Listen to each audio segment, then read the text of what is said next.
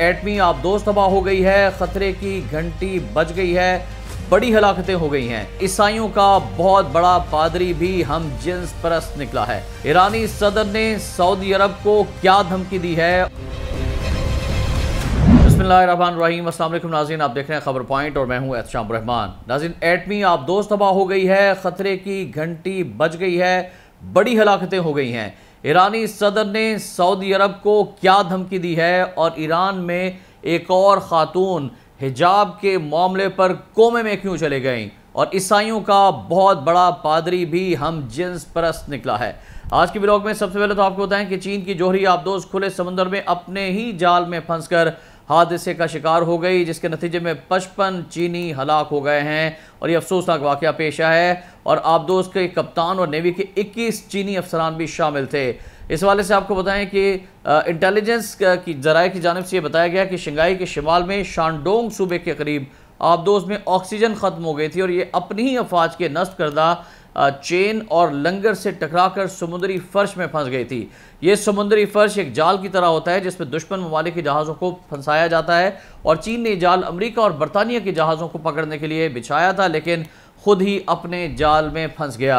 बरतानवी intelligence ने भी दावा किया है कि आबदोश के अपने ही मुल्क के बिछाए जाल में फंसने से इसके सिस्टम में खराबी पैदा हो गई थी, जिससे ऑक्सीजन की कमी हो गई और अमले के तमाम अरकान का दम घुट गया और वो हलाक हो गए। रिपोर्ट में पता चला है कि यह वाक़या जर्द समुंदर में पेश आया है और चीनी आबदोश डूब गई है। इसमें मौजूद चीनी नेवल के 55 अहलकार हलाक हो गए हैं, जिनमें 22 अफसरान हैं, 7 अफसर कैडेट्स, 9 जूनियर अफसरान, 17 मल्लाह और कप्तान कर्नल जू योंग पिंग भी शामिल हैं। इंटेलिजेंस ज़राए ने बताया है कि तबाह होने वाली आबदोश की शनाख्त 417093 के तौर पर की गई है। ताहम ताइवान की तरह चीन ने आबदोश के तबाह होने की तरदीद कर दी है। चीन के पास 553 mm टारपीडो से लैस टाइप 093 की हमलावर 6 आबदोज़ें मौजूद हैं, जिनकी नकल मकानी की सलाहियत 6096 टन है और ये हादसा अगस्त में पेश आया था और चीन ने मुबैना तौर पर मालूमात छुपाई थी। अब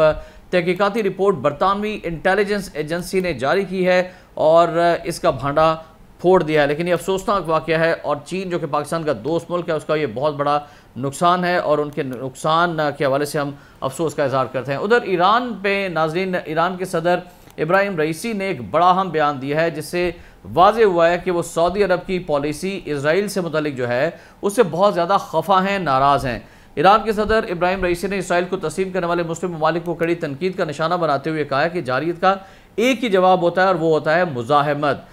ईरान में इस्लामी इत्तेहाद के लिए मुनक्किद करदा बैनुल-अक़वामी कॉन्फ्रेंस हो रही थी, इसकी इफ्तिताई तकरीब थी जिससे खिताब कर रहे थे सदर इब्राहिम रईसी। उन्होंने कहा कि इसराइल को तस्लीम करने वालों ने शिकस्त खुर्दा घोड़े पर पैसे लगा दिए हैं और उन्होंने तमाम अरब ममालिक बिलखुसूस सऊदी अरब और UAE के उन तमाम ममालिक को भी मुखातिब करते हुए बयान दिया है। सदर इब्राहिम रईसी ने कहा कि मुस्लिम ममालिक का सेहूनी हुकूमत के साथ ताल्लुकात को मामूल पर लाना एक पसमानदा अमल है और दुश्मन का मुकाबला करने के लिए मुज़ाहमत का इंतखाब हथियार डालने से ज़्यादा कामयाब साबित होता है और उन्होंने कहा कि इन अरब मुस्लिम ममालिक ने इजराइल के सामने हथियार डाल दिए हैं। ईरानी सदर ने कहा कि इसराइल को तस्लीम करने वालों ने सेहूनी हुकूमत के आगे हथियार डालकर मुसलमानों के ज़ख्मों पर नमक छिड़का है। नाज़रीन, आप जानते हैं कि अमरीकी सालसी में 2012 से 2020 तक मुत्तहिदा अरब अमारात, बहरीन, मराकश समेत कुछ मुस्लिम ममालिक इसराइल को तस्लीम करके सफारती और तजारती ताल्लुकात उनसे बहाल कर चुके हैं, सफारत खाने खोल चुके हैं और अमेरिका का ये दावा है कि सऊदी अरब और इसराइल के दरमियान ताल्लुकात की बहाली का मुआहदा भी आखिरी मराहिल में है और इसराइल ने भी तस्दीक की थी कि जब सऊदीया का मौक़िफ़ है कि फ़लस्तीन के 2 रियासती हल तक कोई मुआहदा नहीं हो सकता और नेतन्याहू जो जनरल असम्बली का 78वां इजलास था वहाँ पर खड़े होकर उन्होंने ये कहा था अलल ऐलान कि हम सऊदी अरब के साथ अमन मुआहदा करने जा रहे हैं और सऊदी अरब इसराइल को तस्लीम कर लेगा। फिर तारीख़ में पहली बार हुआ है कि सऊदी अरब ने अपना सफ़ीर फ़लस्तीन में नामज़द किया है और उन्होंने बाज़ाब्ता तौर पर इजरायली अथॉरिटी के जो सदर हैं उनसे भी मुलाकात की है, तो उनको एतमाद में लिया जा रहा है। लेकिन फिर सऊदी अरब पर जब बहुत ज़्यादा दबाव आया तो उनकी जानिब से शहज़ादा मोहम्मद बिन सलमान की जानिब से एक मैसेज आया और वो ये था कि जब तक 2 रियासती हल जो है फ़लस्तीन का उसको तस्लीम नहीं किया जाता फ़लस्तीन की जानिब से, तब तक हम ताल्लुकात को बहाल नहीं करेंगे। और आज ईरान ने भी, जिनके बहुत अरसे के बाद ताल्लुकात बहाल हुए हैं सऊदी अरब के साथ और सफारत खाने खुले हैं, उन्होंने एक बार फिर वार्निंग दी है सऊदी हुकूमत को कि वो सेहूनी हुकूमत के साथ ताल्लुकात قائم نہ کریں جو کہ مسلمانوں کا اور مسلم امت کا کھلا دشمن ہے۔ اور ایران اور اسرائیل کی جو دشمنی ہے وہ آپ کے سامنے ہے کہ مسلسل دھمکیاں دی جا رہی ہیں اسرائیل کی جانب سے کہ وہ ایران کے ایٹمی پروگرام کو تباہ کر دیں گے۔ ادھر ایک افسوسناک واقعہ پیش آیا ایران کے اندر۔ 16 سالہ لڑکی ارمیتا گیراوند میٹرو ٹرین اسٹیشن پر سوار ہونے سے پہلے خواتین پولیس اہلکاروں نے اسے روکا اور مبینہ تشدد کا نشانہ بنایا، جس پر 9 عمر لڑکی کوما میں چلی گئی ہے۔ اور پتہ چلا ہے کہ انسانی حقوق کے 2 سرگرم کارکنان نے جو برطانوی خبررساں ادارہ ہے اس کو بتایا کہ اس وقت لڑکی اسپتال میں تشویشناک حالت میں ہے، زیر علاج ہے۔ خدشہ ہے کہ اس کے ساتھ بھی مہیسہ امینی جیسا کوئی واقعہ نہ ہو جائے۔ اور ایران کی اخلاقی تربیت سے متعلق قوانین کا نفاذ کروانے والی پولیس کے ترجمان نے انسانی حقوق کی تنظیم کے دعووں کی تردید کی ہے اور ارمیتا گیراوند کے حجاب کے معاملے پر اہلکاروں کے ساتھ تصادم کی خبروں کی بھی تردید کر دی ہے۔ ایک ویڈیو بھی اس سلسلے میں بہت زیادہ وائرل ہو رہی ہے،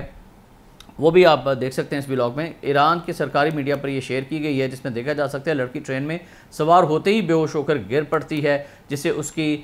ساتھی جو ہیں سہیلیاں ہیں وہ ٹرین سے باہر نکالتے ہیں، اسپتال منتقل کرتی ہیں۔ ادھر انسانی حقوق کی تنظیم نے پولیس بیان کے جواب میں لڑکی کی اسپتال میں علاج کی تصویر شیئر کر دی ہے اور ساتھ ہی ایک CCTV ویڈیو بھی وائرل ہوئی ہے، جس میں خواتین پولیس اور ارمیتا گیراوند کو کسی بات پر لڑتے دیکھا جا سکتا ہے۔ اور ارمیتا گیراوند کے رشتہ داروں نے برطانوی خبررساں ادارے کو بتایا کہ اسپتال میں سادہ کپڑوں میں ایجنسی کے اہلکار موجود ہیں، جس سے ہم خوف زدہ ہیں۔ ہمیں پہلے ہی سوشل میڈیا پر بات چیت سے روک دیا گیا۔ سارے معاملے پر حکومتی موقف جاننے کے لیے جب ایران کی وزارت داخلہ سے رابطہ کیا گیا برطانوی میڈیا کی جانب سے، جس پر فوری طور پر تو انہوں نے کوئی رد عمل نہیں دیا، لیکن برطانوی میڈیا کا یہ بتانا ہے کہ جی اس سے پہلے بھی واقعہ پیش آ چکا ہے۔ 22 سالہ مہیسہ امینی نامی لڑکی کے ساتھ کرد تھی ہے اور اس کو بھی حجاب درست طریقے سے نہ پہننے پر ایران میں ایک تھانے میں تشدد کا نشانہ بنایا گیا تھا، جس پر وہ کوما میں چلی گئی تھی اور پھر اسپتال میں اس کی موت واقع ہو گئی تھی۔ اس کے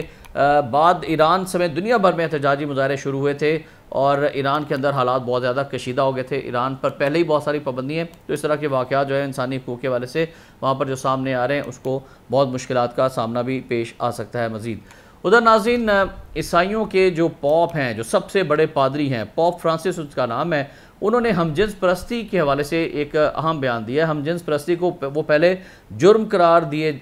جانے کے حوالے سے بھی بیان دے چکے ہیں، لیکن کیتھولک چرچ ہم جنس پرست جوڑوں کو شادی کے بعد دعا دینے کے لیے کھلے ہیں۔ آج ان کا یہ متنازع بیان سامنے آیا ہے اور پوپ فرانسس نے کارڈینلز کے ایک گروپ کے سوال کے جواب میں کہا کہ جس میں انہوں نے پوچھا تھا کہ شادی کرنے والا نو بیاہتا ہم جنس پرست جوڑا اپنی زندگی میں خیر و برکت کی دعا کے لیے کیتھولک چرچ سے کیا رابطہ کر سکتا ہے، تو جواب میں پوپ فرانسس نے کہا کہ خیر و برکت کے لیے کسی بھی دعا کی درخواست پر پادری سے رابطہ کیا جانا چاہیے اور چرچ کو ایسی درخواستوں کو مسترد یا خارج نہیں کرنا چاہیے۔ اور انہوں نے اس بات پر بھی زور دیا کہ اگر کوئی جوڑا چرچ آ کر کسی رشتے میں خیر و برکت کی دعا کرانے کی درخواست کرے تو بشپ کو نرمی سے کام لینا چاہیے، کیونکہ جب کوئی خیر و برکت کی دعا کرنے کا کہتا ہے تو یہ خدا سے مدد کی درخواست اور بہتر زندگی گزارنے کی خواہش ہوتی ہے۔ ناظرین، کسی بھی مذہب میں ہم جنس پرستی جائز نہیں ہے۔